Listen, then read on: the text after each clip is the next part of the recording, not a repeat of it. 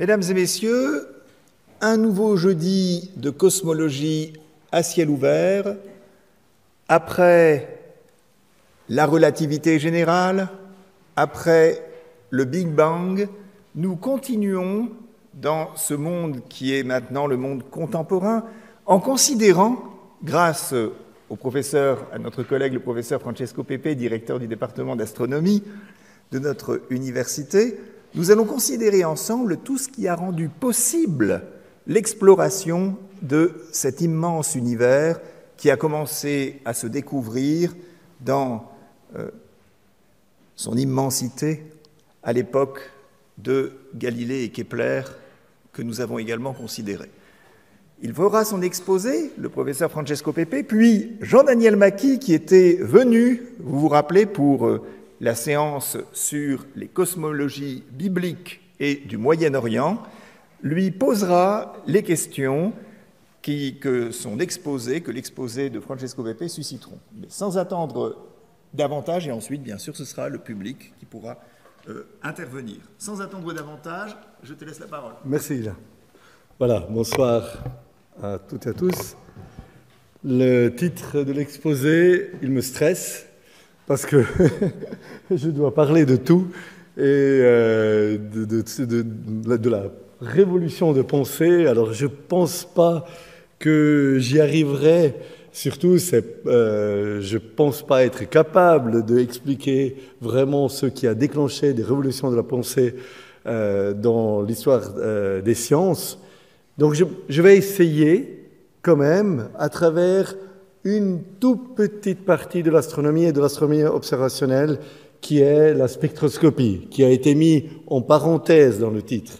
Mais ça va être ça le fil rouge, la spectroscopie, à travers aussi qu'est-ce que ça veut dire voir, qu'est-ce que ça veut dire observer en astronomie, et quelle est l'importance de ça, justement, pour la compréhension. Alors, j'aimerais commencer par une question qu'on me pose tout le temps quand il y a des gens qui viennent à l'Observatoire de Genève, qui se trouve dans les bois de Versoix. Peut-être quelqu'un de vous a déjà eu l'occasion de le visiter. Et la question c'est, mais dis donc, est-ce qu'on peut voir une exoplanète? Mais vraiment voir.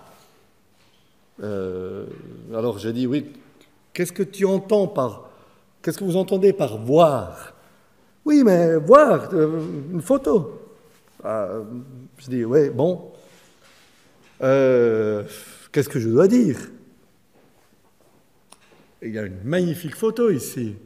Ça, c'est la magnifique photo de 51 Pégasi B, la première planète autour d'une autre étoile, qui n'est pas notre Soleil, donc une autre étoile en dehors de notre système solaire, et c'était celle découverte par Michel Mayor et Didier Queloz en 1995. Donc, on peut les voir.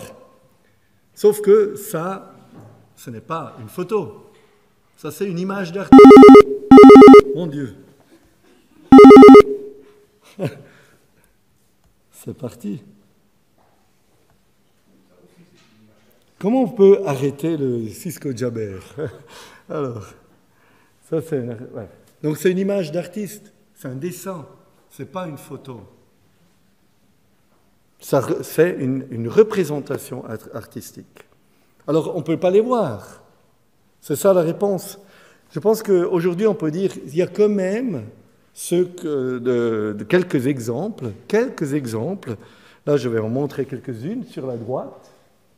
Ça c'est des vraies photos, ou ce qu'on appellerait des vraies photos d'exoplanètes. Là vous voyez une étoile qui est en bleu, puis à côté on voit un point rouge qui est une exoplanète. Mais c'est pas une exoplanète, c'est pas une planète comme notre Terre, même pas comme Jupiter.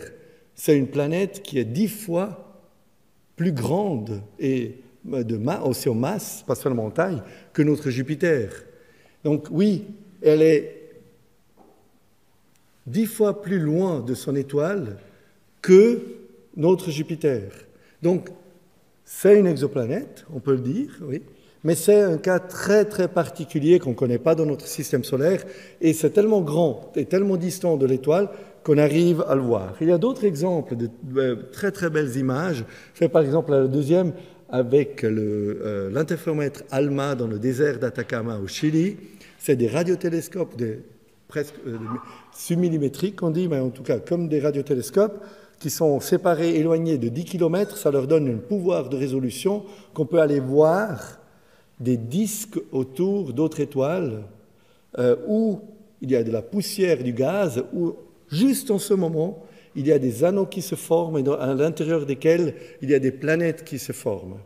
Donc ça, on peut le voir, on peut faire des photos. Il y a d'autres exemples avec des grands télescopes où on arrive effectivement à séparer une planète géante, très distante de son étoile, qu'on n'a presque pas envie de les appeler planètes parce que c'est quelque chose qu'on ne connaît pas dans notre système solaire.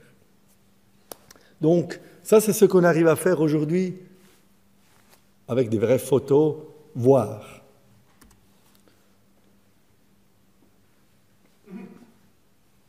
On ne va pas parler de foot. On va parler d'une autre chose, toujours dans le concept de voir, et si on peut voir une planète. Parce que, ok, on peut voir ces grosses planètes, mais est-ce qu'on pourrait voir une planète comme notre Terre autour d'une autre étoile? Alors imaginez-vous que vous montez à la Dôle et vous prenez un télescope et vous pointez ce télescope en direction du Stade de Suisse, qui se trouve à Berne, donc à peu près 150 km. Et imaginez-vous qu'avec ce télescope, vous devez être capable de détecter cette mouche qui tourne autour du phare de la lumière du stade. Ça, c'est à peu près les proportions qu'on a quand on observe une planète autour d'une autre étoile. Donc, là, le rapport, donc on a une étoile, et à côté, il y a un petit point, mais très très peu lumineux, qui est 1 milliard à 10 milliards de fois plus faible que l'étoile. Et en plus, c'est très très proche de ça. Donc on est complètement ébloui par cette étoile. Ça serait le cas. C'est ça qu'on devrait être capable de faire si on voulait voir une Terre. Donc c'est très difficile. C'est très difficile. Et parmi les 4700 planètes qu'on connaît aujourd'hui, des exoplanètes, il y en a quelques-unes que vous avez vues avant, mais sinon, on n'a pas pu les voir dans le sens que la plupart des gens s'imaginent. Donc, qu'est-ce que veut dire voir, finalement? Qu'est-ce que vous voyez ici?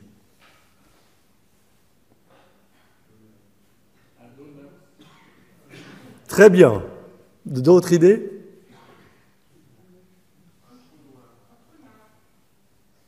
Un trou noir. Donc, qu'est-ce que c'est un trou noir? Non, mais qu'est-ce que vous entendez par trou noir? C'est donc vraiment un trou? Est-ce qu'il y a d'autres idées?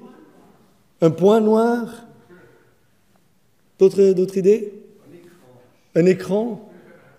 Ah ben en plus, oui. Et ça au milieu là, sur l'écran? Très bien. Donc, alors, je pose cette question, c'est bien sûr une provocation, parce que, peut-être pas tout le monde, mais disons, vous avez probablement, ou peut-être, vu cette image à la télé ou dans les annonces, parce que, justement, comme vous dites, ça représente un trou noir. Et donc, nous, on voit ça, on dit « Ah oui, c'est le trou noir ». Mais ce qu'on voit, quand je vous pose la question, si vous voulez, c'est un écran. Il y a une zone au milieu où il n'y a pas de lumière, et puis une autre zone autour, en forme de donut, qui est plus lumineuse. Donc, quand vous dites c'est un trou noir, ce n'est pas le trou noir que vous voyez, c'est une représentation, une image de quelque chose qu'on vous a dit être un trou noir. Donc, il y a plein d'étapes entre ce moment où dire c'est un trou noir et le moment entre l'objet et ce qu'on interprète de l'objet. Alors, je me suis amusé parce que j'ai eu la chance, quand j'étais étudiant à Zurich, de suivre des leçons de philosophie avec Feyerabend, extrêmement intéressantes. Et je me souvenais dans ma tête des choses qu'il avait dit sur la vérité objective et la vérité subjective. Et il parlait justement de vision, de qu'est-ce que ça veut dire voir. Et puis je suis allé chercher un peu, j'ai trouvé des textes, là j'ai mis en jaune, par exemple, comment on voit? Que voit-on? Un physicien qui voit un pot comme un fragment de matière auquel on a donné une forme, et un sauvage, entre guillemets, pour qui le pot est revêtu d'une signification magique et rituelle, voit-il la même chose? On a un objet là, et puis voilà. Donc c'est notre interprétation qui donne un sens à cet objet. Ou encore, Anaximandre conçoit le soleil et la lune comme des trous dans des structures sombres, mais les voit-il vraiment comme tels? De même, quand Plutarque évoque le visage de la lune, s'agit-il d'un trouble visuel? On peut se demander ce qu'était la lune pour les anciens, comment elle était perçue. Voilà, donc juste des phrases piquées là par un portrait de Feyerabend, des choses qu'il a dit. Et justement, donc, la dernière fois, je parlais avec un de mes fils, et puis on discutait de la Lune. Ouais, la Lune, elle est ronde, la Terre, elle est ronde, tout le monde le sait. Mais aujourd'hui, ça nous semble évident. Par contre, là-dedans, ce n'est pas des faits observationnels qui nous font dire ça, mais c'est aussi la communication avec les gens, le savoir de la communauté qui nous a été transmise. Il y a plein d'autres exemples comme ça, et dans l'astronomie, il y en a beaucoup plus. On parlait de trous noirs. Alors, je vais vous faire cet exemple-là. Je vais vous guider très rapidement à travers des observations faites avec un instrument au Very Large Telescope, au Chili à nouveau, du trou noir à l'intérieur de notre galaxie, notre Voie lactée. Au centre des 200 milliards d'étoiles, on dit qu'il y a un trou noir. Mais est-ce qu'on l'a vu? Et dans tout ce que vous allez voir, on ne voit jamais le trou noir. Hein? Donc là, vous voyez par exemple, c'est une représentation graphique. Vous allez voir une étoile qui est bleue, et puis quand elle passe à cause de la gravité qui va attirer la lumière, elle va devenir rouge, et quand elle s'éloigne, elle va devenir à nouveau bleue. Ça, c'est une des observations qui ont été faites. Mais on n'a pas vu le trou noir, ça c'est juste dessiné. Ce qu'on a observé, c'est, à travers la spectroscopie, la couleur de cette étoile qui change. Et à cause du changement, on peut mesurer ce changement de lumière et on arrive à dire, waouh, l'objet qui produit cette gravité doit être vraiment massif, qu'il arrive même à changer la couleur de l'étoile. Il y en a d'autres d'exemples comme ça, toujours avec le même instrument. Ils ont mesuré une étoile qui est juste en bord du trou noir, et elle tourne tellement vite, on peut calculer qu'elle est juste la dernière orbite stable. Si elle était un tout petit peu plus près du trou noir, elle tomberait dedans. Ou encore, une autre étoile qui a été observée, on sait, quand un objet tourne autour d'un autre, à cause de la gravité, ça devrait faire une ellipse. Mais à cause de la gravité et de la relativité générale, cette ellipse, elle va changer tout le temps sa direction, ce qu'on appelle une précession, et on peut déduire à travers les formules physiques, sans voir le trou noir, qu'il doit y avoir un trou noir là autour. Sinon, ça ferait toujours la même ellipse. Et là, je ne vais pas entrer dans le détail, mais ça, c'est les images que l'instrument a pris, donc a photographié avec très haute résolution les étoiles qui se trouvent autour du trou noir dans le centre galactique. Donc on voit différentes étoiles, et puis à différentes époques, on suit les orbites, et on voit qu'elles bougent d'une manière bizarre, qui peuvent se justifier, peuvent s'expliquer par la présence d'un trou noir. On parlait d'exoplanètes, je vais entrer un petit peu plus dans le détail après, de ces techniques, mais là, vous voyez par exemple la technique dite des vitesses radiales, où on mesure la vitesse de l'étoile pour voir si elle varie ou pas, un peu comme fait la police pour les voitures. C'est la même technique pour mesurer la vitesse de l'étoile. Vous voyez sur la photo, vous voyez que la voiture va trop vite. Pas vraiment, on est d'accord. Donc, c'est la police qui mesure à travers un instrument de mesure qui est capable de mesurer la vitesse de la voiture, mais ce n'est pas la photo qui nous dit que la voiture va trop vite. C'est l'appareil qui nous dit, à travers de la spectroscopie, que la voiture va trop vite. Là, vous voyez un autre exemple. Une planète, ça c'est aussi une représentation graphique, une planète qui tourne autour d'une étoile, une partie de l'étoile. C'est assez incroyable ça. Est-ce que je peux arrêter le Cisco Jabber? On essaie encore une fois. Donc, c'est une étoile. Là, vous voyez en haut le transit de Vénus. C'est une vraie image au centre. C'est le transit de Vénus. C'était quoi en 2011 quand Vénus passe devant, entre nous et le Soleil, et cache un tout petit peu de notre Soleil. Et on voit l'ombre de Vénus. C'est ce qu'on appelle une éclipse, une mini-éclipse. Pour les exoplanètes, on les appelle les transits. Ça arrive aussi avec des exoplanètes, une étoile très très distante, et la planète lui passe devant. Sauf que, comme c'est tellement loin, on n'arrive pas à les distinguer. Qu'est-ce qu'on observe? On observe l'étoile, donc la luminosité de l'étoile en bas, qui baisse un tout petit peu quand la planète lui passe devant. Donc vous ne voyez pas ça, vous voyez le signal, là, vous mesurez l'intensité de la lumière, la luminosité qui baisse un tout petit peu. Donc on le voit de manière indirecte. Ou encore, vous avez entendu parler des ondes gravitationnelles. On ne peut pas faire une photo des ondes gravitationnelles.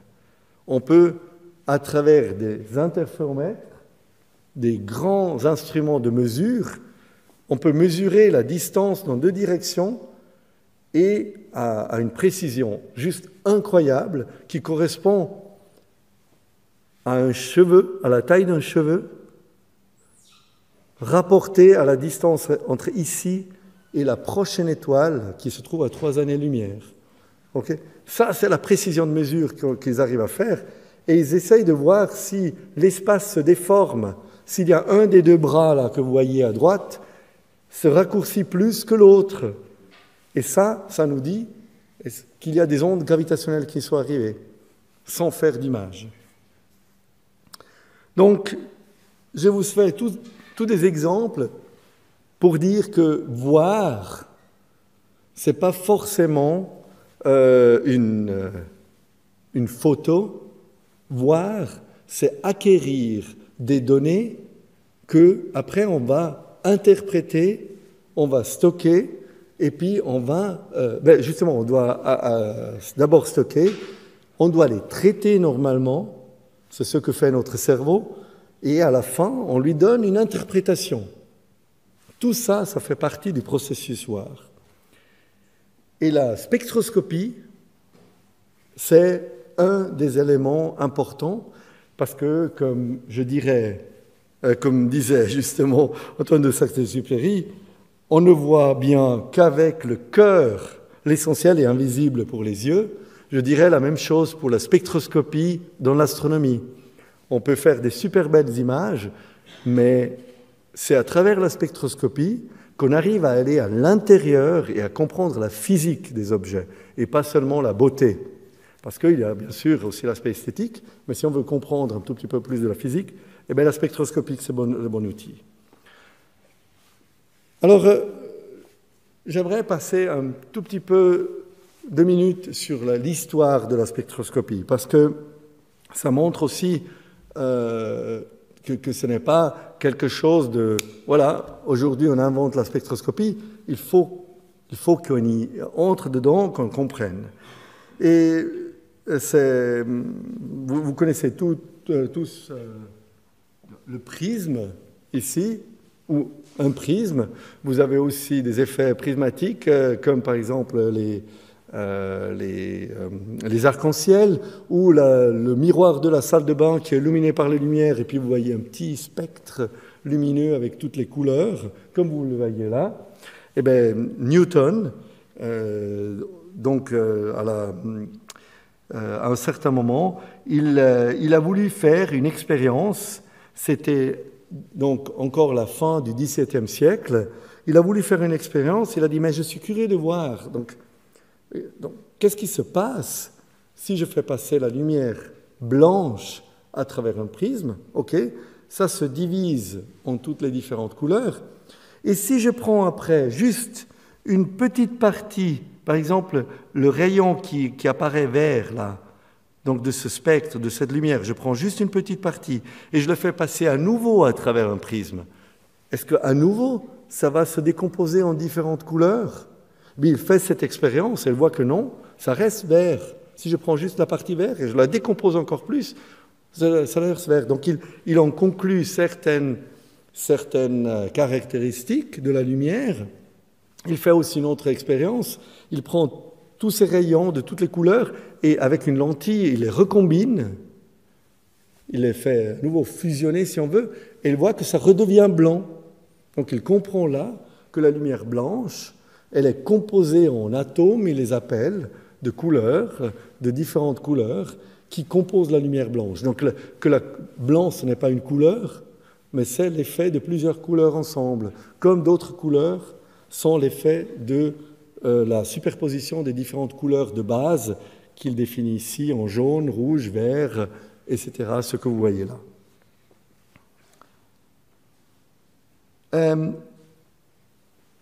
Alors, très bien, est-ce que c'est tout? Alors, il y a des gens qui disent, mais je ne comprends pas, est-ce que donc la lumière, ou ce qu'on appelle la lumière aujourd'hui, est-ce que ça va du rouge jusqu'au bleu, ou est-ce qu'il y a plus? Alors, une chose qui est très sympathique historiquement, c'est que William Herschel, il observait le spectre du Soleil. Donc, il prenait un prisme, donc c'était un petit peu plus tard, dans l'histoire, 200 ans plus tard, il prenait un prisme, il décomposait la lumière et avec l'œil, il regardait les différentes couleurs produites par le soleil une fois que ça passe à travers le prisme. Il faisait ça et puis il ressentait sur l'œil une chaleur. Quand il regardait la lumière qui était au-delà de ce qu'on appelle le rouge. Donc il ressentait une petite chaleur. Et il dit, mais c'est bizarre, donc il y a probablement pas seulement de la lumière, il y a aussi de la chaleur dans cette lumière qui nous vient du soleil. Donc il a eu l'idée, dit, s'il y a de la chaleur, ça doit être mesurable. Donc il a produit ce spectre et il a mis des thermomètres. Il les a mis du côté jaune, du côté rouge, et même au-delà du rouge, qu'on ne voit pas, l'infrarouge.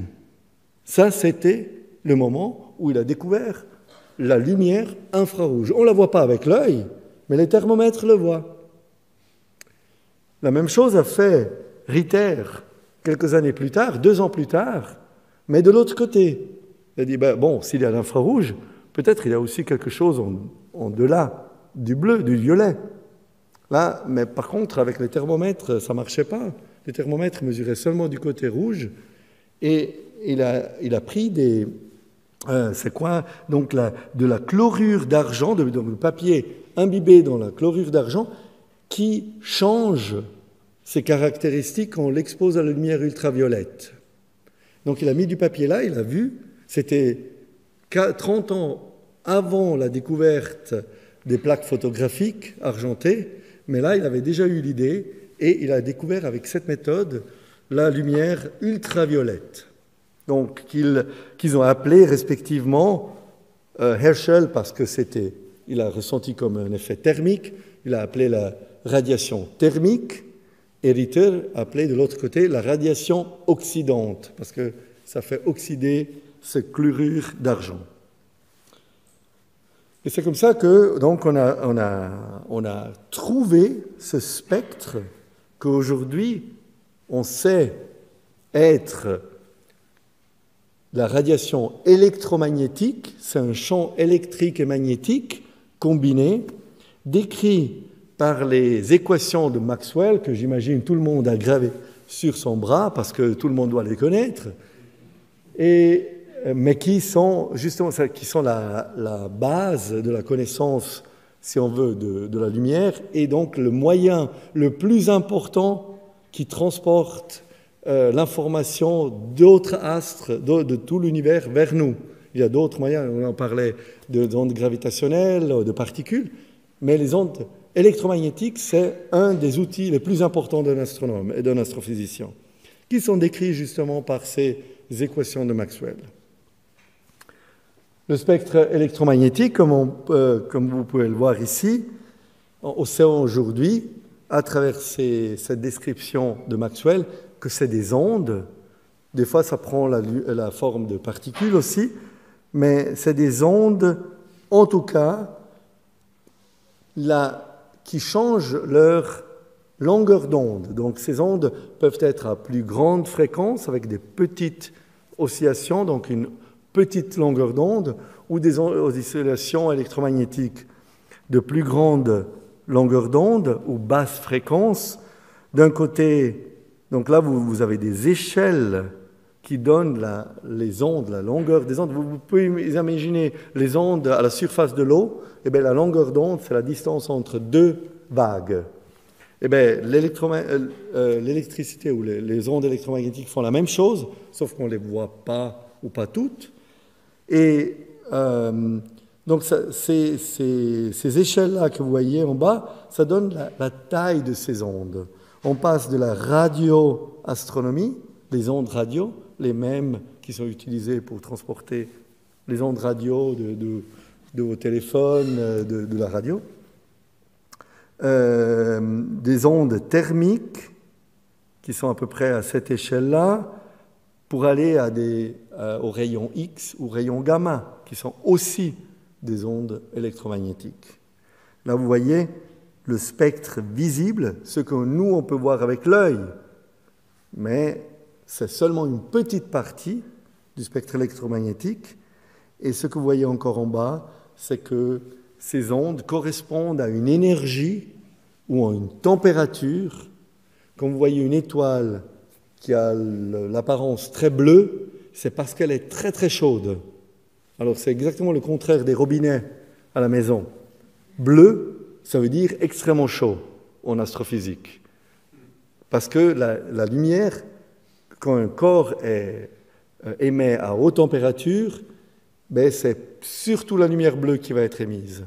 Quand un corps est plus froid, il va émettre, comme une plaque chauffante que vous chauffez à fond, elle va être rouge. Elle est rouge parce qu'elle émet de la lumière. Ou le feu émet la lumière, mais à 500 degrés. Donc c'est moins chaud qu'une étoile de 6000 degrés ou 10 000 degrés, qui va être bleue. Donc ça, c'est tous ces échelles ici. Donc, une question que Newton s'est posée, s'est dit, mais qu'est-ce qu'on fait si on étire encore plus cette lumière? On la disperse encore plus. Il s'était déjà posé la question, mais les prismes qu'il a utilisés n'étaient pas assez puissants. S'il avait utilisé des prismes plus puissants pour étirer ce spectre de lumière, il aurait vu que non pas seulement le spectre peut être décomposé en couleurs, de l'ultraviolet jusqu'à l'infrarouge, mais il y a des zones, il y a des traits noirs qui vont apparaître, qu'on appelle des raies d'absorption, et qu'il n'aurait probablement pas su interpréter. Ça, c'est quelque chose sur laquelle se sont penchés bien plus tard Kirchhoff et Fraunhofer, d'autres physiciens. Ils ont pris des spectres du Soleil et ils l'ont étiré avec des prismes pour voir vraiment tous les détails. Et ils ont vu qu'il y avait plein de traits noirs, donc c'est une absence de lumière à certaines couleurs, certaines longueurs d'onde, certaines fréquences. C'est des synonymes, hein, couleur, fréquence, longueur d'onde. Donc, ils ont dit, et puis c'est Fraunhofer qui a eu l'idée, parce qu'il faisait aussi de la spectroscopie de lampes spectrales au néon ou au fer. Il avait un laboratoire, il avait des lampes, il les allumait, et puis il analysait cette lumière, et il s'est rendu compte, par exemple, que dans le spectre ici du Soleil, il y a 2 raies d'absorption, 2 bandes noires, qu'il retrouve, je cherche juste ici, qu'il retrouvait du côté des lampes, oui, c'est là, des lampes d'émission, donc la lumière des lampes au sodium. Donc il allumait des lampes au sodium au laboratoire, il faisait de la spectroscopie et il voyait que le sodium émettait la lumière seulement à certains endroits. Ce n'était pas tout le spectre comme ici, mais seulement 2 bandes. Et en observant le Soleil, il a vu que exactement ces 2 longueurs d'onde, ces 2 couleurs manquaient dans le spectre du Soleil. Donc il s'est dit, il doit y avoir un lien. Et il a analysé plein d'éléments chimiques, et chaque élément chimique produit son spectre, son code barre, son empreinte digitale caractéristique pour cet élément chimique. Donc vous voyez peut-être où je veux en venir, c'est que, ben voilà, c'est là où est arrivé Fraunhofer, il dit, mais donc si on voit l'empreinte digitale du sodium dans la lumière de l'étoile, c'est qu'il doit y avoir du sodium sur cette étoile, sur ce Soleil, quelque part dans l'atmosphère qui absorbe cette lumière. Donc il a fait le lien, et c'était vraiment le début de la spectroscopie stellaire. Oui ? Parce que je n'ai pas. Parce que je pensais qu'on voyait la souris. Oui. Ben bon, désolé, j'avais demandé un pointeur laser, mais je crois qu'on n'en a pas. Voilà. Bon, donc désolé. Mais donc là, dans le jaune, juste pour... le problème, c'est aussi les micros. Là où c'est jaune, entre le jaune et le rouge, il y a un trait noir. Et ça, c'est des bandes d'absorption, de raies d'absorption, que vous retrouvez, là, ce n'est pas les mêmes échelles, mais on retrouve aussi, justement, si on va dans le sodium, et vous retrouvez ça. Donc, en gros, tous les traits que vous voyez en haut, vous pouvez les décomposer en fonction des éléments chimiques qui sont présents dans le Soleil. Et donc, vous arrivez à faire une sorte d'analyse chimique de qu'est-ce qu'il y a dans le Soleil. Alors, comment marche un spectrographe pour analyser la lumière? J'ai vraiment schématisé au maximum le concept de spectrographe. Alors, c'est dommage que même ça ne marche pas. Hein? Oui. Bon, donc la lumière qui vient de l'espace, qui est collectée par le télescope, arrive dans l'instrument, on collimate, on le rend parallèle, on fait un faisceau parallèle, donc qui évolue de manière parallèle, pour entrer par exemple dans un prisme, mais il y a d'autres composants optiques qui peuvent disperser la lumière. Ça entre dans le prisme, qui fait quoi? Qui envoie chaque couleur dans une autre direction. Donc disperse la lumière, et après, avec une autre lentille, on collecte toute la lumière qui va dans une direction, qui correspond donc à une couleur bien précise, sur un seul point. Et on obtient sur le détecteur un spectre, que je vais vous montrer après, une image d'un spectre. Ce que, là, je profite aussi de montrer, c'est comment se présente un spectrographe moderne. Alors déjà, peut-être un moins moderne, celui ici au milieu, c'est Elodie. Alors pourquoi Elodie est intéressante? Parce que c'est le spectrographe avec lequel Michel Mayor et Didier Queloz ont détecté la première planète extrasolaire. Il se trouve à l'Observatoire de Haute-Provence, avec le schéma optique typique pour décrire comment fonctionne ce spectrographe. Et là, un autre spectrographe qui est ARPS, qui se trouve au Chili, cette fois-ci, qui est aujourd'hui encore un des instruments pour la détection des exoplanètes les plus précis au monde et qui a été construit dans notre département sous justement la gestion de Michel Mayor, qui était un peu le père de cette technique bien spécifique, qui est toujours le père de cette technique spécifique. Ça, c'est ce qu'on verrait sur le détecteur. Le détecteur, qu'est-ce que c'est? C'est la même chose qui se trouve dans votre caméra photonumérique. Il y a un petit chip qui est capable, avec plein de pixels, qui est capable de relever la lumière, de mesurer la lumière. Alors, ce chip-là est capable de détecter les couleurs. Des détecteurs de très très haute qualité scientifiques qu'on utilise en astronomie sont aveugles à la couleur. On va juste mesurer l'intensité. Donc vous ne verrez pas les couleurs, vous verrez seulement de la lumière, si vous voulez, blanche distribuée sur le détecteur. Et vous voyez des traits noirs partout, ça c'est les fameuses raies d'absorption.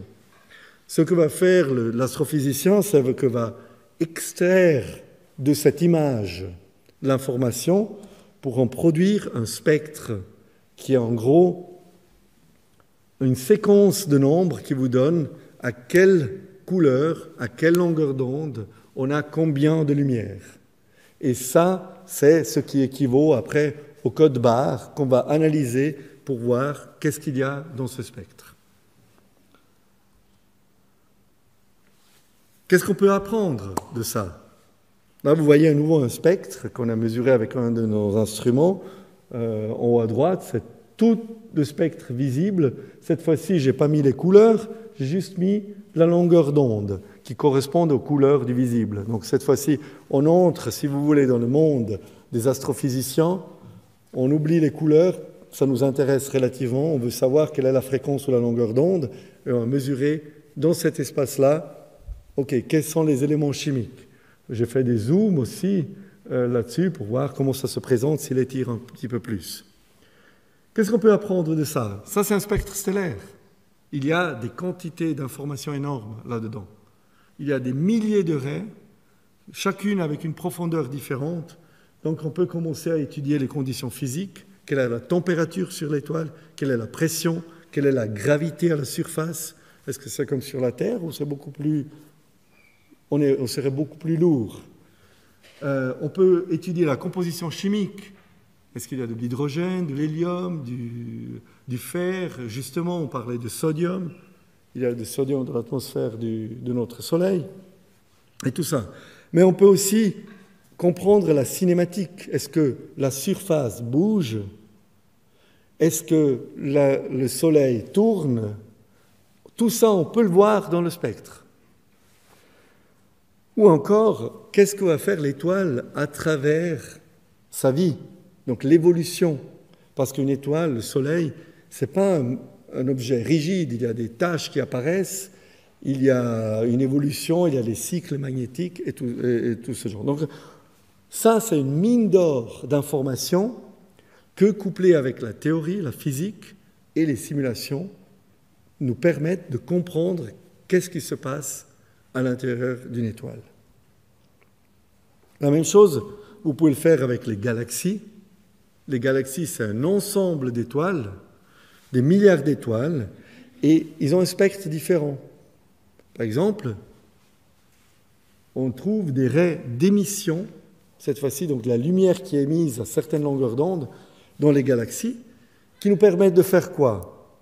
Par exemple, en comparant ces raies d'émission avec des lampes spectrales qu'on connaît au laboratoire, on se rend compte qu'elles ne sont pas là, elles n'ont pas la couleur qu'on s'attend. Pourquoi? Parce que la vitesse de la galaxie nous déplace la couleur de ces raies. Donc on peut, à travers ce que vous connaissez être le redshift ou l'effet Doppler peut-être, nous donne une indication de la vitesse de la galaxie. Et on peut commencer à mesurer l'expansion de la galaxie, ou de l'univers, pardon, en mesurant les vitesses des différentes galaxies. Là, j'ai piqué un transparent à mon collègue, que je ne vais pas me dépenser ou me laisser trop porter par ce graphique, mais pour montrer qu'avec la spectroscopie, on peut aller vraiment très loin dans l'histoire de l'univers et comprendre les origines de l'univers. À nouveau, la composition, l'évolution et la physique qu'on avait en tout début de l'univers. Oui, je vais sauter ça pour arriver à...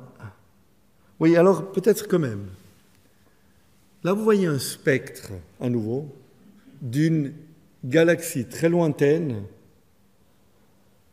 et donc avec des raies d'absorption, parce que c'est produit par du gaz et des nuages de poussière et de gaz qui se trouvent entre la galaxie qui se trouve à des milliards d'années-lumière de chez nous et nous.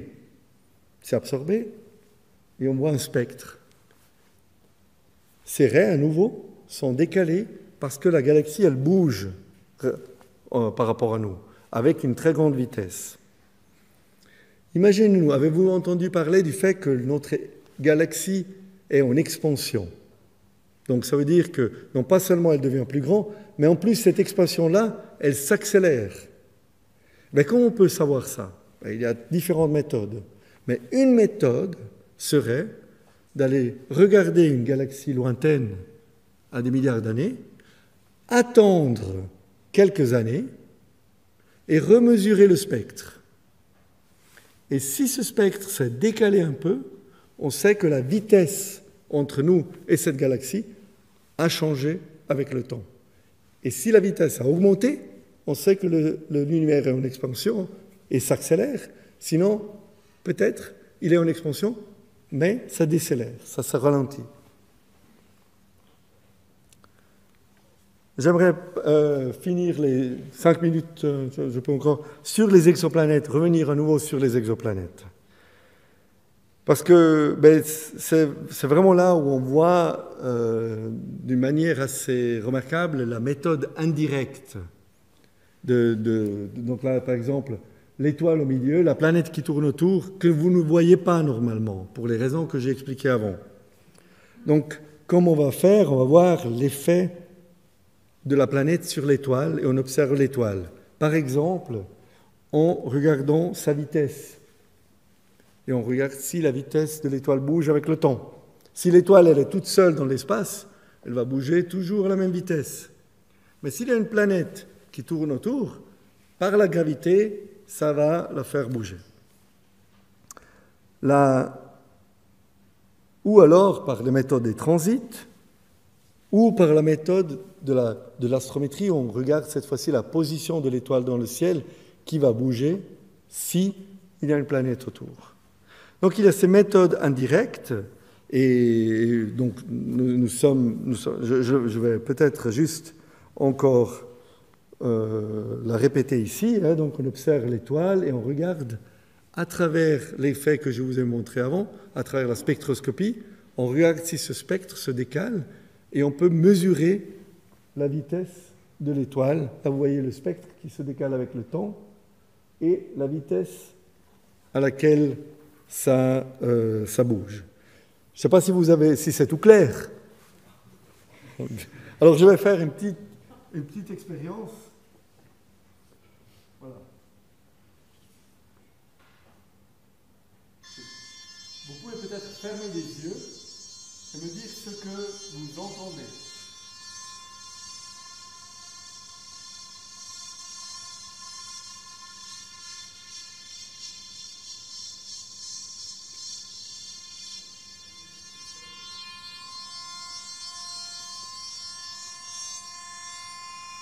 Est-ce que vous avez entendu la différence entre le moment où je bougeais et le moment? Qu'est-ce qui se passait quand je bougeais? Le son est devenu plus aigu et moins aigu, plus aigu et moins aigu. Exactement la même chose se passe avec la lumière. On appelle ça l'effet Doppler. Là, vous avez vu avec les oreilles. Okay? Quand on cherche une exoplanète, on voit avec la spectroscopie. On regarde ou on entend la lumière qui bouge sa fréquence ou sa couleur. C'est la même chose. Et en fonction de cette oscillation que vous avez entendue, on arrive à dire avec quelle période la planète tourne autour de l'étoile. On peut dire directement combien dure une année sur cette planète. Okay? C'est exactement le même effet. C'est la seule différence, c'est qu'au lieu de voir avec les oreilles, ou entendre dans ce cas, vous voyez à travers un spectrographe. Il y a encore une autre... j'ai parlé avant des transits, j'avais déjà expliqué ça, mais on peut combiner les transits avec la spectroscopie. Qu'est-ce qu'on fait? On va regarder une planète qui passe devant son étoile, mais à différentes couleurs. Pourquoi c'est intéressant? Parce que s'il y a du sodium, je parlais avant du sodium, dans l'atmosphère de cette planète, le sodium va absorber la lumière. Là où il y avait ces traits que je vous ai montrés avant, ces traits noirs, parce que ça absorbe la lumière. Donc l'étoile, la planète qui passe devant, va apparaître plus grande si on l'observe à la couleur du sodium. Et on peut faire de la spectroscopie, on peut dire en fonction de quelle taille prend la planète, on peut dire s'il y a beaucoup de sodium dans l'atmosphère, s'il y a beaucoup d'oxygène, s'il y a beaucoup ou peu d'azote et d'autres éléments chimiques. Et on peut faire une analyse chimique de l'atmosphère de la planète. Et ça, c'est quelque chose qu'on arrive déjà à faire aujourd'hui avec les instruments les plus précis. Un exemple, peut-être vous avez entendu dans la presse, parce que c'est quand même un objet exceptionnel. C'est un de nos collègues qui, avec l'instrument qu'on vient de construire, qui est aujourd'hui le plus précis au monde, on est arrivé à faire de la spectroscopie d'une planète qui passe devant l'étoile et à voir que d'un côté, il y a du fer en évaporation, parce qu'il fait 2500 degrés. Donc on voit le fer qui est évaporé dans l'atmosphère. Et quand la planète tourne, de l'autre côté, on ne voit plus de fer dans l'atmosphère. Donc il y a un côté nuit où il fait plus froid, seulement 1500 degrés, où il n'y a pas de fer dans l'atmosphère. Et de l'autre côté, il fait très chaud, où le fer est évaporé. Et au terminateur, entre le jour et la nuit, qu'est-ce qui se passe? Il pleut du fer. C'est une planète où il pleut du fer. Il y a une pluie de fer. Pardon? Il faut avoir un bon... Il faut avoir un parapluie en une matière amiante, par exemple. Voilà. Donc, je finis là-dessus parce qu'on peut aller beaucoup, beaucoup plus loin, bien sûr. On peut s'intéresser à la question de la vie sur les exoplanètes. À nouveau, c'est illusoire de penser qu'on va voir très bientôt une planète où on voit la surface, où on voit des continents, où on pourrait peut-être même voir des villes ou des choses comme ça. Techniquement, on est très très loin de ce moment-là. Mais il y a des méthodes indirectes, comme celle que je vous ai montrée avant, à travers la spectroscopie. Au lieu de détecter du fer, vous pouvez imaginer de détecter des biotraceurs. Par exemple, l'oxygène pour un être un, parce que sur la Terre, sans la vie, il n'y aurait pas d'oxygène dans l'atmosphère. On sait aujourd'hui que ce n'est pas 100% une garantie, mais c'est un exemple. Donc, si on arrivait à détecter de l'oxygène dans des autres planètes, on pourrait peut-être commencer à réfléchir à la présence de vie sur cette planète-là. Donc, il y a un des collègues qui, là, vous voyez, des raies d'absorption du CO2, puis il y a l'ozone, il y a l'eau. Ça, c'est typiquement un spectre de la Terre. Ça, c'est un spectre de Vénus. Ça, c'est un spectre de Mars. Ils sont différents. Donc, vous pouvez, en faisant une analyse spectroscopique, dire qu'est-ce qu'il y a sur cette planète, dans l'atmosphère de cette planète. C'est quelque chose qu'essaye de faire un collègue à moi, et construire un instrument qui fait de la spectroscopie encore plus précise de ce qu'on arrive à faire aujourd'hui, pour détecter, là vous voyez des spectres simulés cette fois-ci, parce qu'on n'a pas réussi encore à les mesurer sur d'autres exoplanètes, de l'oxygène, pour voir si on peut détecter l'oxygène sur ces planètes-là. Vous pouvez l'imaginer, ça nécessite beaucoup de lumière pour voir des signaux très très petits. Et pour ça, il faut des télescopes géants. Ça, c'est un projet pour le télescope géant, donc l'Extremely Large Telescope de l'ESO, qui est en train de se construire aujourd'hui. C'est un télescope de 39 mètres. Ça veut dire que le miroir du télescope fait pratiquement le double de cette salle. Okay, juste. Et le bâtiment que vous voyez là derrière, il fait la moitié de la tour Eiffel et pourrait englober pratiquement la taille de Unimile ici. Donc, c'est des instruments énormes sur des télescopes énormes, techniquement très très difficiles. Et c'est, je dirais, grâce au fait que les différents pays européens se sont mis ensemble dans différents cas, dans le spatial, mais aussi dans l'astronomie, la European Southern Observatory, on forme des consortia pour construire ces instruments, pour pouvoir aller encore plus loin et pour arriver justement aux limites de ce qu'on fait aujourd'hui et aller au-delà de ces limites-là, et pour avoir un investissement d'aujourd'hui, pour avoir un retour scientifique d'ici 5-10 ans, quand ces instruments vont être construits et être opérationnels.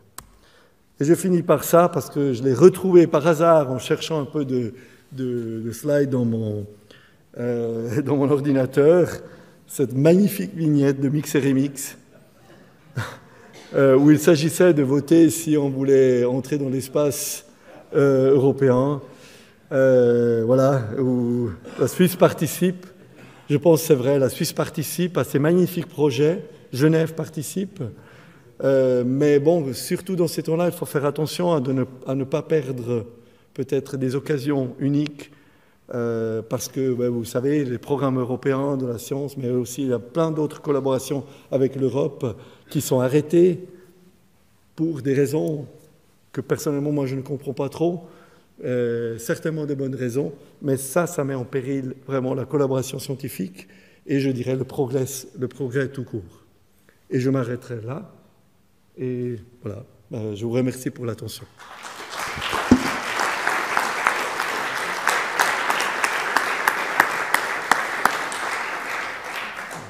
Merci à toi, Francesco. Comme d'habitude, 5 minutes de pause, 5 bonnes minutes, et nous reprenons. Ah, ok. Bien, nous reprenons deuxième partie de notre séance, et c'est pour tout de suite laisser la parole à mon collègue, le professeur Jean-Daniel Mackie. Merci beaucoup. Ah oui, tu ne peux pas le quitter. Voilà, voilà. J'aurais dû faire avant. Merci beaucoup pour cet exposé complètement fascinant, parce que c'est vrai que je me suis souvent demandé comment ils faisaient pour détecter ces exoplanètes. On en parle tout le temps. Et puis, au fond, quelles sont les bases théoriques? Oui. Il n'est pas assez. Voilà.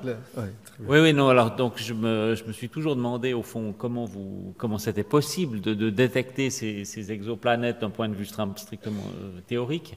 Et puis là, je trouve que tu éclaires bien le sujet. On comprend. C'est un exposé tout à fait intéressant, parce que tu as vraiment su, je trouve, vulgariser ça. On comprend assez bien maintenant. Enfin, on comprend mieux. J'ai gardé quelques questions où je ne suis pas sûr d'avoir tout compris, mais il y a d'abord une question un petit peu comme ça, presque méta, si tu veux. Au fond, ce que je conclus de ton exposé, d'une certaine manière, c'est que vous acquérez des données par des moyens, des capteurs, etc. Donc, vous mesurez de la lumière, vous obtenez des données, et puis derrière ça, il y a des cerveaux qui interprètent les données. Ça, je pense que tu l'as assez bien montré. Au fond, l'œil humain, c'est un peu la même chose. C'est-à-dire, probablement, ça n'a rien à voir avec les étoiles, mais enfin là, je vois une salle avec des gens. si je n'avais aucune culture, si je connaissais personne, ben je ne reconnaîtrais rien, ce serait une sorte de flou total. C'est parce que j'ai le bagage culturel qui fait que je connais quelques personnes dans cette salle, que je sais ce qu'est une table, ce que c'est une chaise, et donc j'ai une espèce de bagage comme ça qui me permet d'interpréter le réel d'une certaine manière. Donc au fond, vous faites un petit peu la même chose que ce que on fait tous tout le temps. Mais évidemment, ça fait un peu rebondir la question parce que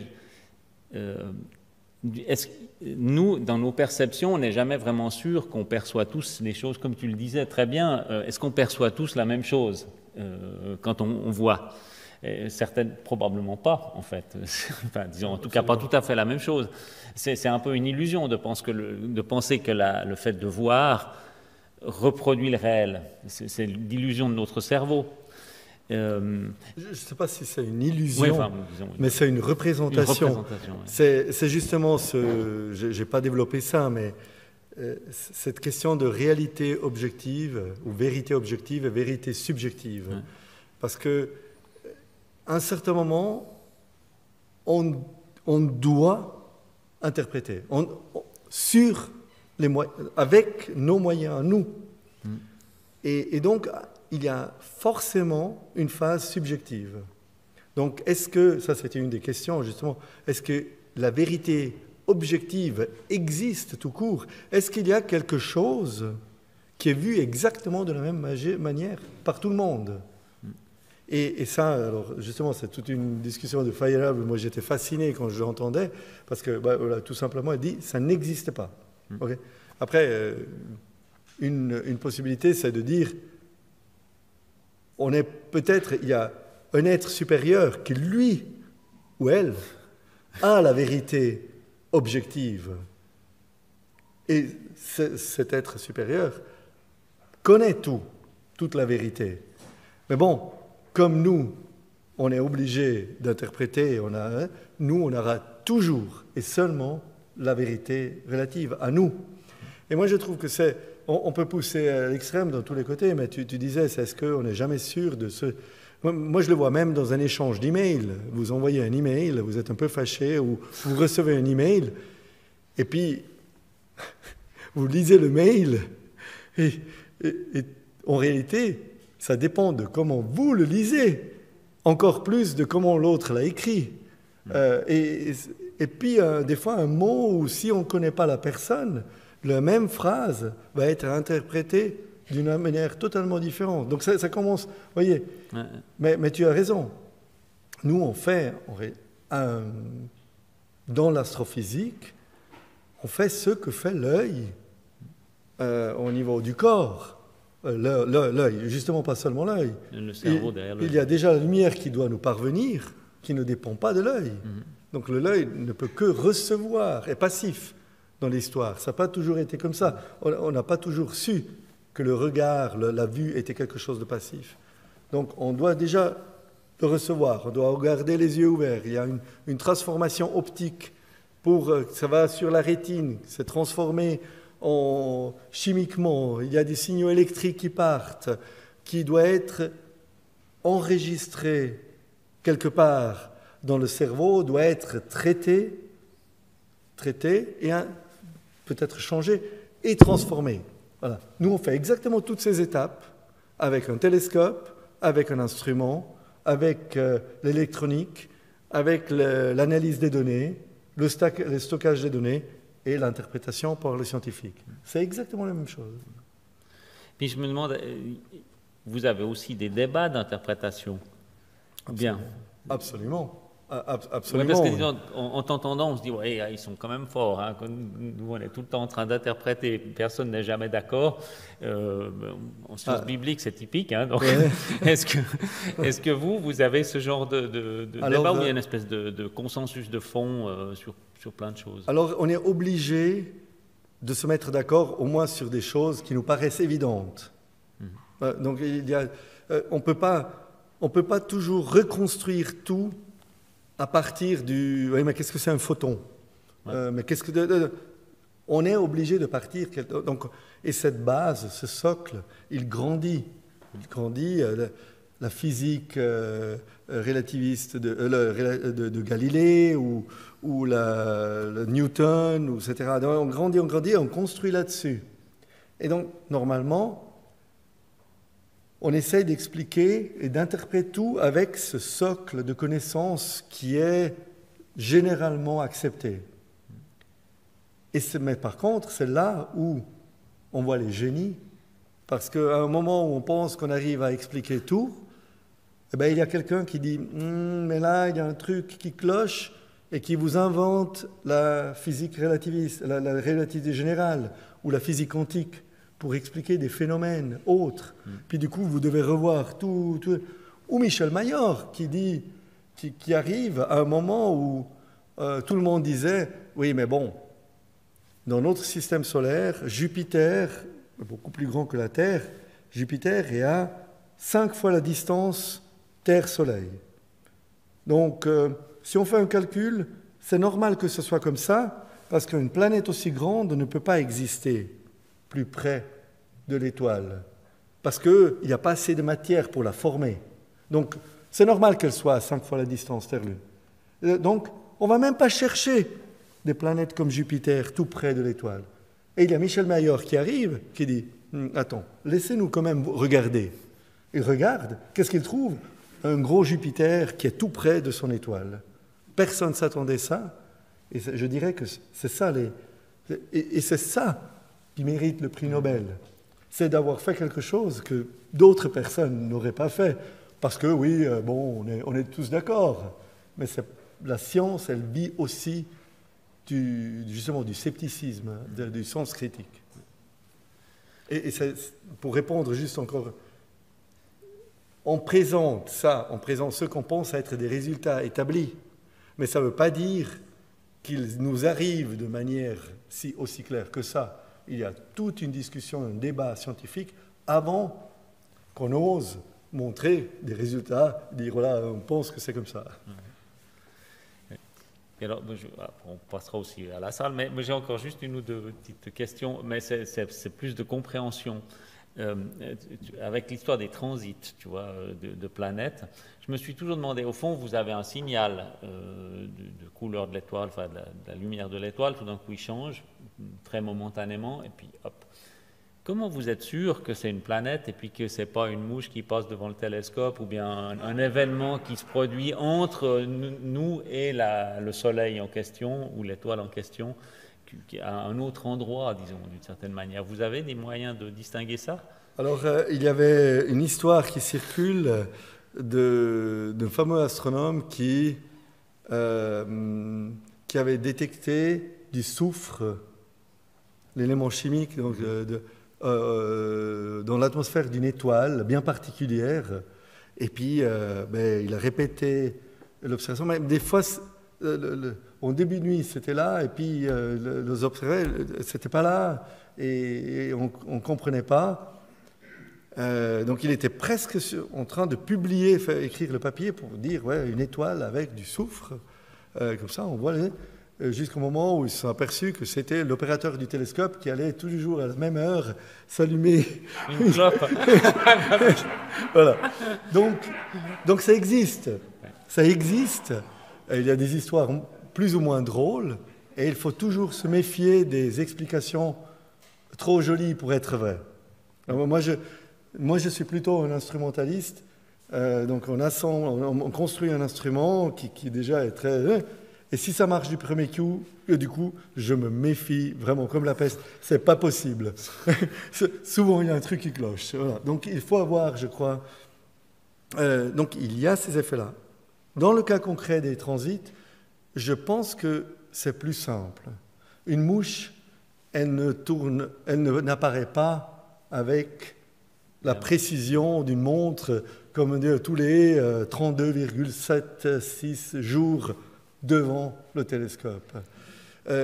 Si c'est, je sais pas, un autre objet, un astéroïde qui est passé par hasard devant, eh bien, ça produit un autre signal, mais surtout, ce n'est pas périodique. il pourrait avoir, mais il y a des faux positifs, ce qu'on appelle faux positifs. Par exemple, au lieu d'être une petite planète qui tourne autour, c'est une autre étoile, donc une étoile binaire, qui tourne autour de la première. Et ce qui se fait, c'est qu'elle ne cache pas toute l'étoile quand elle passe devant, mais elle est un peu inclinée comme ça. Elle cache juste une petite partie de l'autre étoile quand on lui passe devant. Et ça peut simuler la même chose qu'une planète. Donc là, il y a d'autres tests qu'on fait par spectroscopie, surtout par spectroscopie, mais par analyse de la courbe de lumière, la forme, et on arrive à exclure l'un après l'autre des possibles faux positifs, faux amis.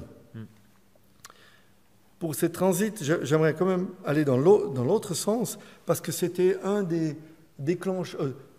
facteurs qui ont convaincu la communauté que Michel Mayor et Didier Queloz avaient effectivement trouvé une planète. Parce que jusqu'en 2000, il y avait 30% de la communauté dit non, mais ça c'est d'autres effets stellaires, comme ça, ce n'est pas des planètes, ce que vous avez trouvé par la méthode des vitesses radiales. Jusqu'au moment où une de ces planètes-là a été observée aussi en transit. Donc, par hasard, cette planète avait la bonne inclinaison orbitale. Un de nos collègues l'a observée en transit et a vu passer, on a vu le signal qui correspond à la planète qui passe devant l'étoile.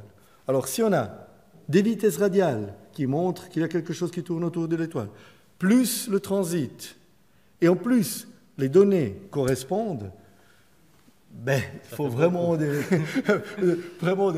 d'énormes coïncidences que ce ne soit pas vrai.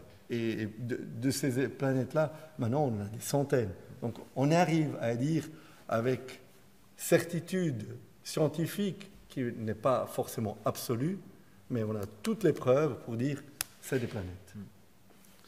Et puis, juste encore une chose, j'imagine que tu disais aussi que vous arriviez à connaître la composition de la planète, ou disons plutôt de son atmosphère. On est d'accord que la planète, si elle émet rien, on ne peut pas savoir si c'est du fer, du bronze, ou je ne sais quoi. Oui, je ne l'ai pas dit, mais on peut.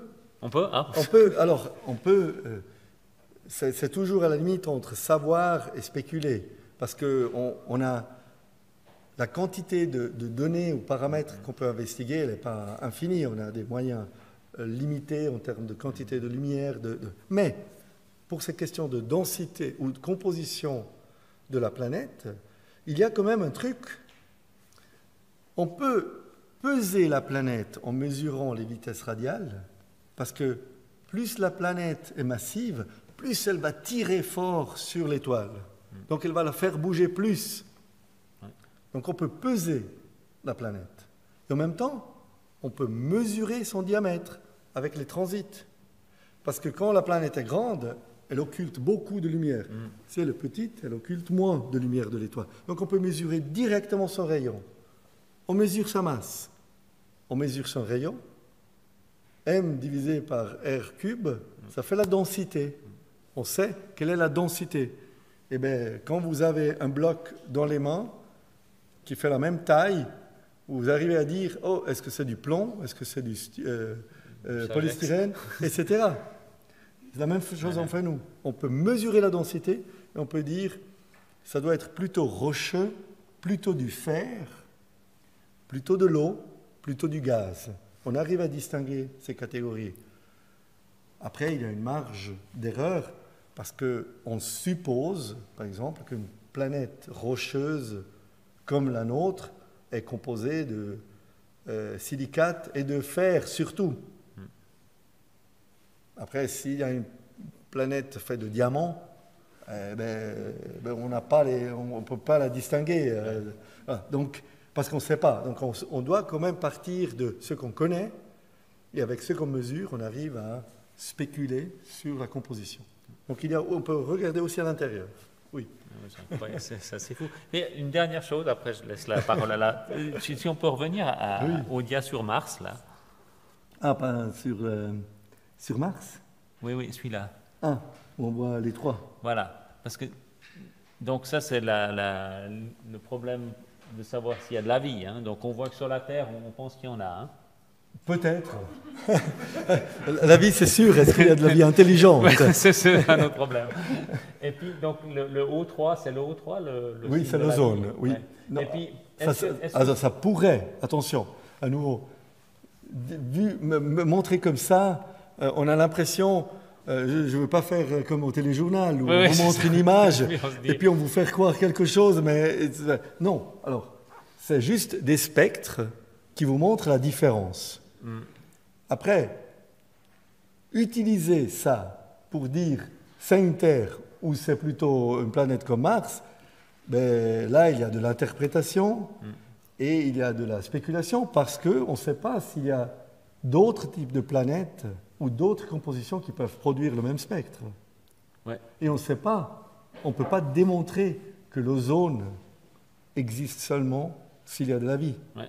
Donc c'est un pas supplémentaire, mais ce n'était pas ça la question. Non, mais je me disais, est-ce que le petit ici, est-ce que ça a l'air de signer sur Mars quand même trop de zones ou bien? Est-ce que ça permet de se demander s'il n'y a pas eu de la vie, ou si ça pourrait pas être... Parce que ça dépend de combien il y en a aussi. Alors, est-ce qu'on a des chances d'en trouver? C'est une bonne question. Là, je dirais, moi je ne suis pas un expert de Mars et je ne sais pas s'il y a des traces de zones, mais je ne pense pas. Donc je pense que c'est plutôt la qualité du spectre, des erreurs de mesure. Donc même ça, donc avant d'interpréter, etc., il faut déjà analyser si ce qu'on a mesuré n'est pas affecté par des erreurs de mesure. Donc là, je dirais, si tu me posais la question comme ça, je dis, attends, avant d'interpréter, allons vérifier si ça c'est un vrai signal ou pas. Voilà. Bon, je crois que pour moi ça ira. J'ai tant d'autres questions, mais... Oui, je ne sais pas comment... S'il y a... Le moment est venu pour le public. Je vois une question.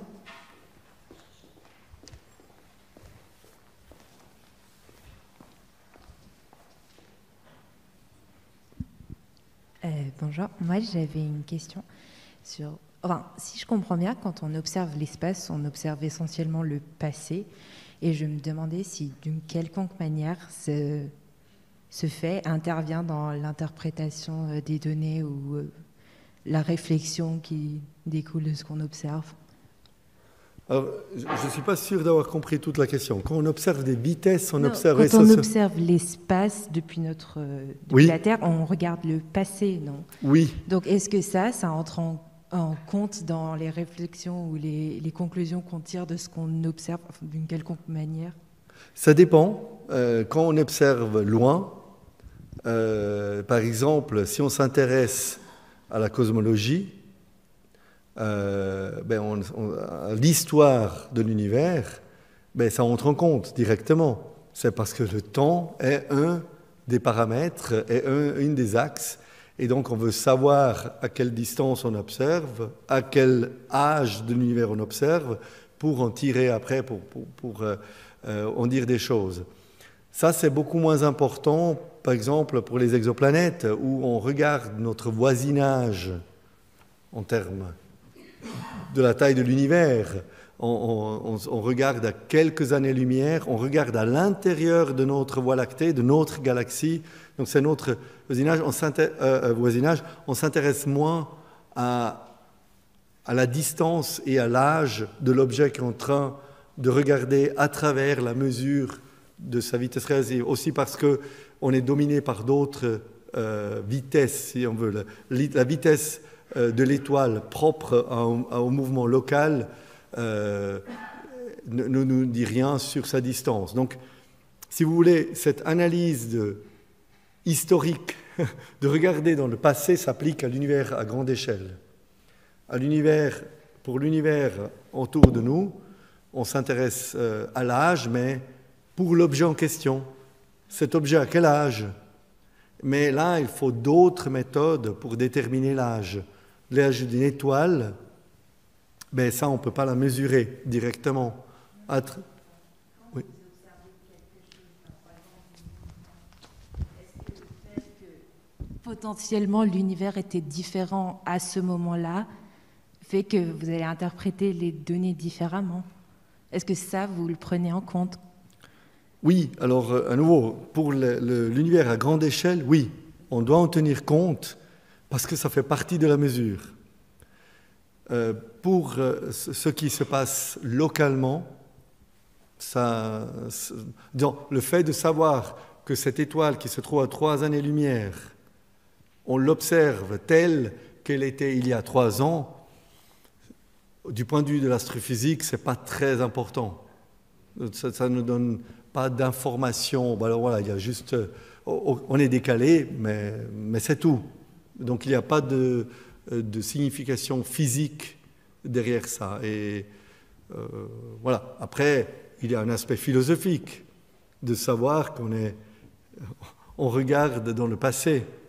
Et puis ça dépend de la distance, bien sûr. C'est presque philosophique, mais pas au niveau du contenu astrophysique. Là, il y a moins d'importance.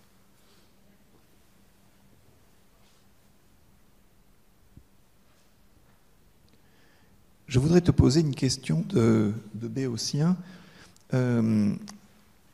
L'univers est observé à partir de la lumière, en fonction de la lumière, et avec des télescopes. Ça, c'est les yeux. Alors, observer l'univers avec l'odorat, avec le goût, avec le toucher, il n'y a pas beaucoup d'espérance. Mais est-ce qu'il y a des possibilités du côté de l'ouïe? Alors, non. De l'ouïe. La réponse est, je dirais clairement non. Par contre, comme j'ai démontré au début, il n'y a pas seulement la lumière, il n'y a pas seulement les ondes électromagnétiques. Aujourd'hui, en astrophysique, on parle de plus en plus d'astrophysique multimessager. Par exemple, il y a des particules qui nous parviennent de l'espace, du Soleil, ou des objets qui émettent des événements à très haute énergie qui nous envoient des vagues de particules de différents types avec lesquelles qui transportent aussi de l'information. Donc déjà, qu'est-ce que c'est comme particule? Quelle est son énergie? De quelle direction ça vient? Et donc on peut apprendre beaucoup à travers les astroparticules. L'autre moyen, c'est les ondes gravitationnelles. Ce n'est pas de la lumière. C'est des ondes, mais c'est des ondes gravitationnelles, pas électromagnétiques. Et donc ça, c'est une autre manière de voir. Mais les ondes acoustiques, elles ne sont pas transmises dans le vide. Donc les ondes acoustiques ne comptent pas parmi ces moyens d'analyse. Donc finalement, Blaise Pascal, en disant que le silence éternel de ces espaces infinis l'effrayait, n'avait pas tort. De ce côté-là, c'est bien le silence. Heureusement, on peut voir. Mais alors, il y a une deuxième question que je me posais en t'écoutant et en rapportant au cours sur Galilée et Newton, où on voyait Galilée travailler à établir le premier télescope avec d'autres, et puis travailler dans leurs ateliers. Et ce sont quelques individus qui travaillaient. Tout ça ne coûtait pas bien cher. Et on voit monter de prodigieux dispositifs qui permettent d'explorer le fin fond de l'univers, mais avec des prix qui explosent. Est-ce que tu as des craintes du côté de la possibilité de continuer à cause de ce coût exponentiel? Des questions qu'on peut poser pour beaucoup de domaines de la technique, y compris la médecine. Mais là, qu'est-ce que tu en penses? Et puis, question qui s'ajoute à celle-là, question corollaire. N'y a-t-il pas actuellement une concurrence entre le désir d'aller explorer, peut-être en vue d'exploiter, ce qui est interne au système solaire et du coup des fonds considérables qui pourraient y être attribués? Est-ce qu'il y aura concurrence entre les efforts pour scruter l'univers lointain dans son entièreté, ou du moins aller dans son immensité, et ces efforts concentrés sur le système solaire, voyage sur Mars, etc. Donc voilà les deux questions. Oui, alors, il y a plusieurs questions dans la question. Il y en a au moins deux. Déjà, l'explosion des coûts, je crois qu'il n'y a aucun risque dans le sens que les fonds sont limités. Disons, comment dire, ce n'est pas nous qui décidons combien d'argent on va investir pour la recherche. Donc il y a un frein qui est presque qui est extérieur, qui est imposé par des choix de société et tout ça. Donc ça va limiter, ça va donner un cadre. Et à l'intérieur de ce cadre-là, on doit choisir dans quelle direction on investit. Ces moyens qui sont finis, ils ne sont pas infinis les moyens. Donc on doit mettre des priorités. Et c'est clair que, en fonction de à qui on pose la question, les priorités peuvent être différentes. Moi, je crois que l'exploration du système solaire, elle est aussi intéressante que l'exploration de l'espace à travers l'astronomie. Est-ce que dire c'est plus intéressant, plus important, ça c'est dangereux, parce qu'on donne un jugement de valeur, on fait un jugement de valeur même avant de savoir de ce qu'on va trouver. Donc, qu'est-ce que ça veut dire important ?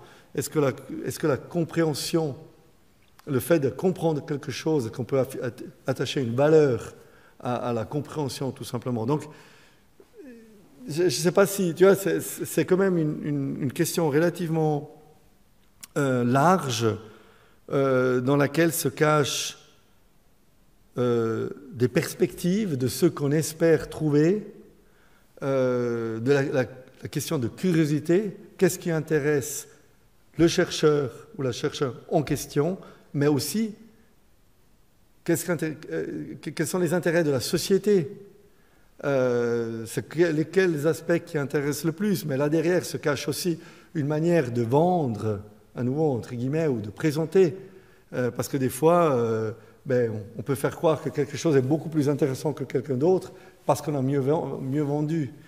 Donc, c'est difficile. Le problème du spatial, comparé à l'astronomie depuis le sol, est que le spatial est beaucoup plus cher. Beaucoup plus cher. Et on parle d'un facteur 100 à 1000 pour faire les mêmes choses.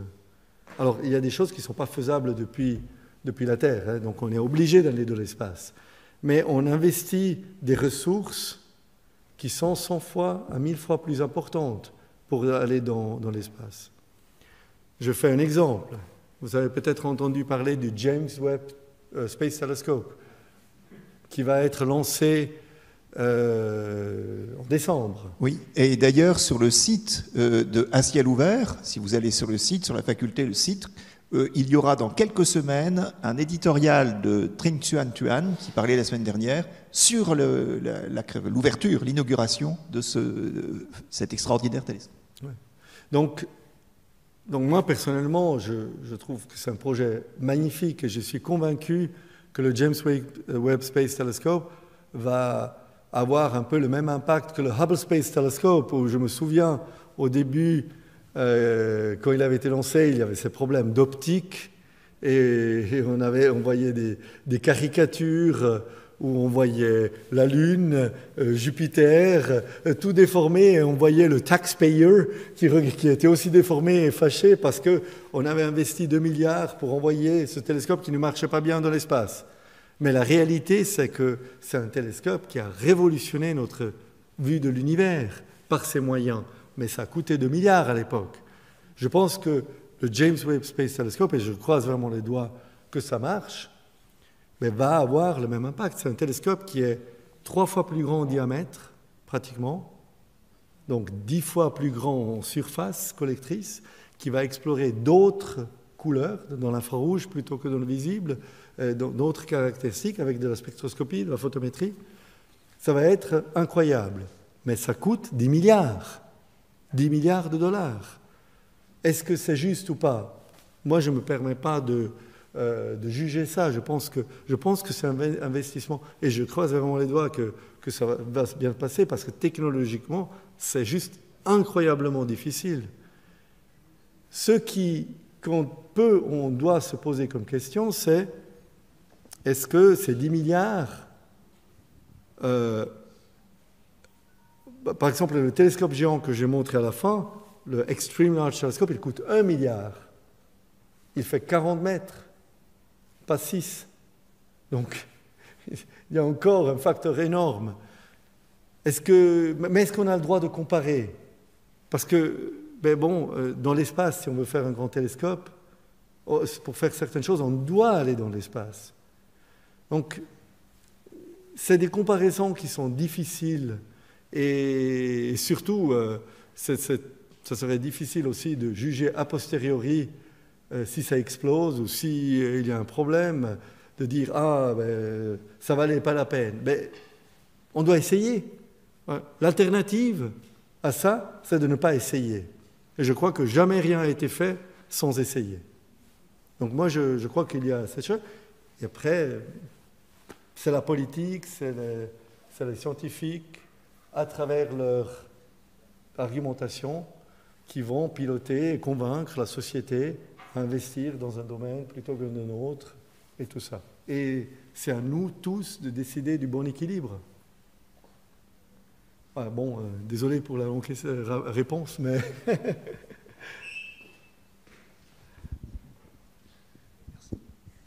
Oui, merci beaucoup pour cet exposé qui nous montre comment vous découvrez les différentes matières dans l'espace. Et je me posais la question sur la matière noire. Est-ce que c'est par le même procédé où vous avez reçu des signes et puis vous n'arrivez pas à identifier quelle est la matière, ou c'est une toute autre approche? Alors, là, j'ai à nouveau en tête une caricature de Mix qui était excellente parce qu'il y avait eu une découverte à l'observatoire par un des collègues. Justement, il avait pu démontrer sur la présence de matière sombre. Et donc, on voit un astronome avec le petit truc, avec la croix suisse de ceux qui regardent, et dit « Ah, je confirme, on ne voit rien. » Voilà.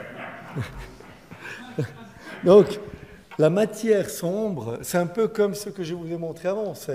Elle est sombre parce qu'on ne la voit pas. Donc, on doit utiliser des méthodes indirectes. On va démontrer sa présence en montrant que ce qu'on voit ne peut pas être expliqué sans la présence de cette manière sombre. Donc je ne vais pas aller dans le détail de la manière de voir la matière sombre, mais le concept est le même. Okay? On va étudier les objets qu'on voit, ceux qu'on voit, par différentes techniques. Par exemple, typiquement la matière sombre, on regarde des galaxies. Et on mesure la vitesse de rotation des galaxies, des étoiles dans les galaxies. Et on connaît, par les lois de Kepler, la loi de la physique, à quelle vitesse une étoile doit tourner autour du centre pour qu'elle ne tombe pas au centre ou ne s'envole pas. Donc il y a une vitesse précise. Mais on observe, cette vitesse dépend par ailleurs de la masse de la galaxie. Mais on observe des étoiles qui tournent beaucoup trop vite autour de leur centre galactique. Et ça peut seulement expliquer... Elles devraient partir.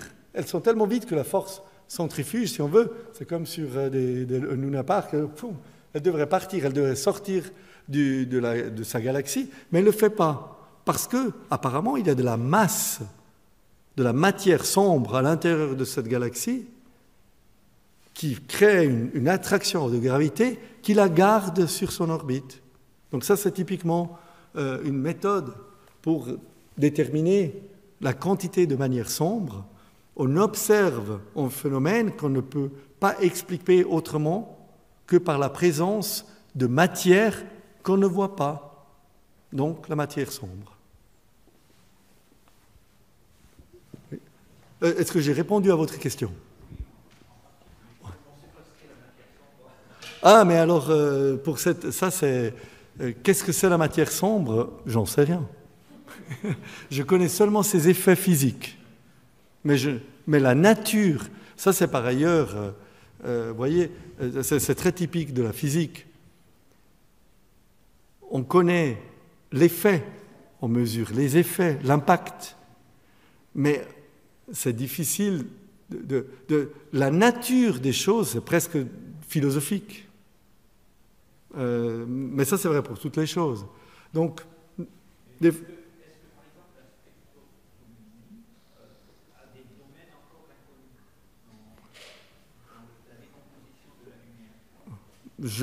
crois que non. Donc la spectroscopie, on sait comment elle fonctionne et on sait quel type de rayonnement on a.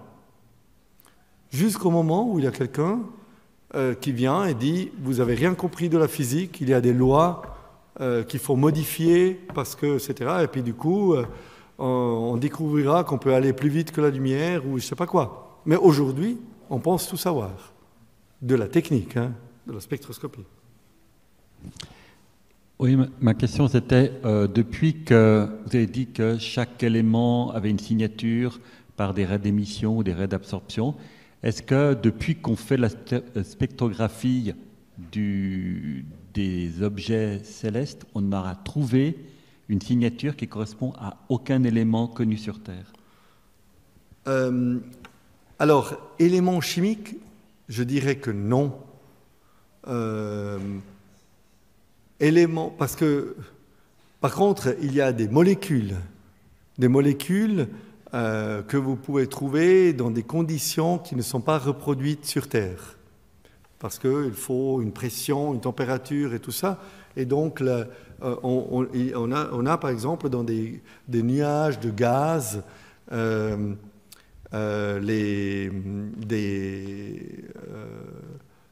on détecte des molécules, puis on essaye de comprendre à travers aussi des simulations de laboratoire ou des calculs de laboratoire à quel type de molécules ça pourrait correspondre, des chaînes beaucoup plus compliquées et tout ça, parce que là, c'est juste infini. Donc, je crois qu'il y a des molécules qui n'existent pas sur Terre.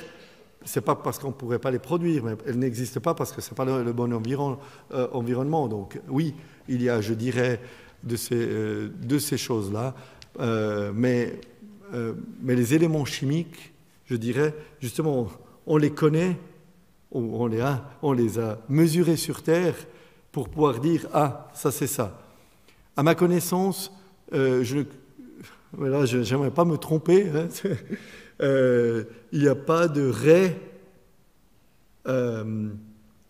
d'absorption qu'on ne peut pas, qui a été identifié, on dit on ne sait pas quel élément chimique ça correspond, ça doit être un nouveau élément chimique. Ça, c'est pas le cas à ma connaissance. Juste la kryptonite. Exactement. Oui. Bien, nous arrivons maintenant à la fin de la séance car nous devons libérer la salle assez vite étant donné que c'est de cette salle qui sera utilisée pour une cérémonie de remise des diplômes qui va démarrer dans moins d'une demi-heure. Donc il faut aujourd'hui qu'on soit vraiment strict sur l'heure. Mais merci encore 1000 fois, Francesco. Merci à vous tous.